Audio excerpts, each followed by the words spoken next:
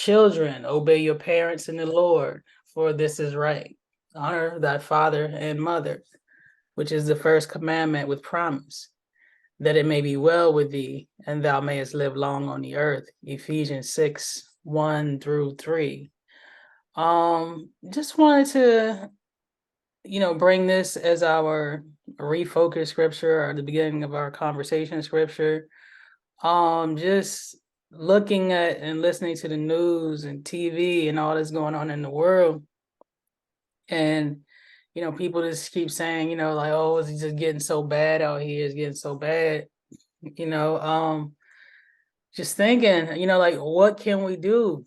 And to me, it is remembering, the Lord our God, and that He has not forsaken us. It's us. We need to turn to Him. So this verse was just in my, and came to mind for me, like, children, obey your parents in the Lord. So in the Lord, so basically parents, there's a, because we look at the children, and at all the things that are going on, the 14-year-old being killed in DC, 15-year-old, I think was committed armed robbery. But it's like these kind of stories every week, and it's not just DC, is pretty much everywhere. Anywhere you look, it's too much going on. But obey your parents in the Lord. So basically that's a responsibility on the parents to actually be in the Lord, doing what thus saith the Lord. So for this is right. For children, obey your parents in the Lord. So parents get in the Lord, this also is right. All right. So honor thy father and thy mother, which is the first commandment with promise. So to honor, your father and your mother, so honor them as your father and your mother, basically people that are worthy of your respect, worthy of, you listening to, worthy of you learning from. But on the other hand, parents, you got to be teaching. You have to be saying something to them, even taking them to the book, showing them if your word is not good enough, if your word, your confirmation, your validation of something is not good enough, then give them the examples. Give them the examples. I was watching a video, I think it was yesterday or today, just about why people don't parent. And it was very interesting. Some of them, one of the examples was they want to be liked. They want to be liked. Mm. And another one was like, it's just easier not to. I was just like, wow. And in the video, they were saying like you would have to actually get up off the couch. You would actually have to turn the TV off and all these kind of things. And I was just like, wow, that's really interesting. I mean, it's like you kind of see those things, but it's like you don't realize, like, wow, there's actual study done. There's actual research on this, like why people don't. And then some people just want their children to be like what they call like free spirits. Like they don't want them to know the constraints or whatever that they themselves feel like was imposed on them. So they take these things. They allow their children to do pretty much whatever. And but then you send them to school, and then you expect these miracles to happen. And if there's no constraints, or restraints placed on them, then what do you really expect the school to do? Or you just want us to basically, it's like we're the babysitting service, we give them a break from this situation that they themselves have created or allowed to continue.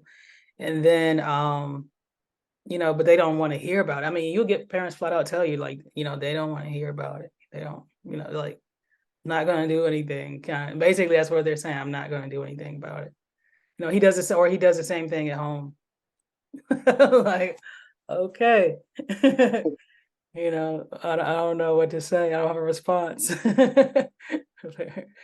um, but it's like I've been teaching. I think I just finished my 24th or 25th year of teaching, and I can't really say that there's been a decline. I can say there's been a multiplication of like certain behaviors. And now, being like, teaching 25 years now, you're teaching the kids of people that you may have taught, especially when I was a second grade teacher. Like, those people are 30 some years old now, so it's like, I'm saying, like I said, a multiplication, so a broadening of whatever, the situation or issue was. But I'm bringing this to us today just because it's the beginning of summer. It's the beginning of summer, and so, some people are a little bit more into their summer than others, but just that we this is still a time of teaching, a time of learning.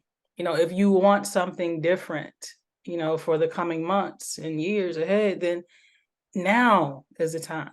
You don't plant the seeds and expect the harvest the next day.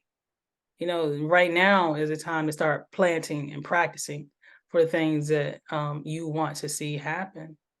But then also, it's not just like, I think I said it from the beginning, like, it's not about just the children, it's what we do as adults as well. So, myself not even being a parent, but always a child of God. So there are things that I have to learn, that I have to actually do. So when I talk about, like the rebellion or of the children, I had to even look at my own self, like, am I listening and doing the things that God has taught me to do? Um, he's my father. Am I honoring my father with my words, with my thoughts, even with my actions? Um, so honor thy father and mother, which is the first commandment with promise. And then here it talks about the promise, that it may be well with thee, okay, and that thou mayest live long on the earth. Because we know, or we should know and understand, there are consequences. There are consequences when we don't. Even like you said, just honor them. Honor them. Don't be disrespectful. All right. So with that, continuing the conversation, I'm going to be looking at 1 Peter 5:1-11.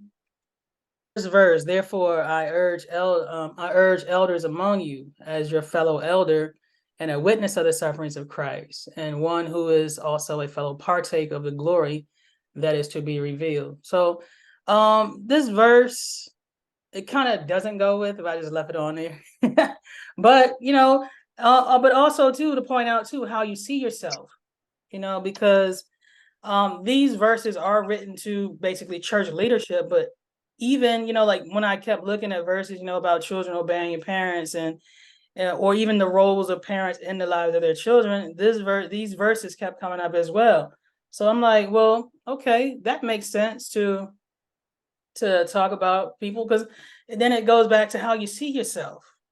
See yourself as an elder, whether that be in your home, on your job, if you're with other people that happen to be younger than you, so, and here talking about the like the other verse was talking about the promise of God. So, fellow partaker of the glory that is to be revealed.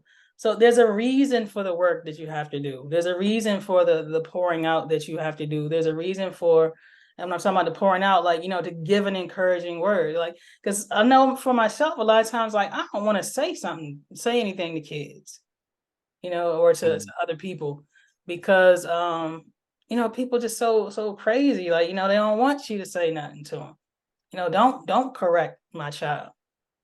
you know so we got to think about all those kind of things too. But then, like the Bible said, he that winneth friends, like, I'm sorry, yeah, he that winneth friends or winneth souls is wise. Sorry, he that winneth souls is wise. So that's telling me that, I need to approach every situation with I'm gonna say a high level or high degree of wisdom, or just with wisdom. I was noticing how little boy at church, pastor kept telling him, like, run up here, run up here. Little boy would not run. I'm talking about this little boy is 5 years old, would not run. Pastor kept sending him back to his seat, run up here. He walked back to the front, you know.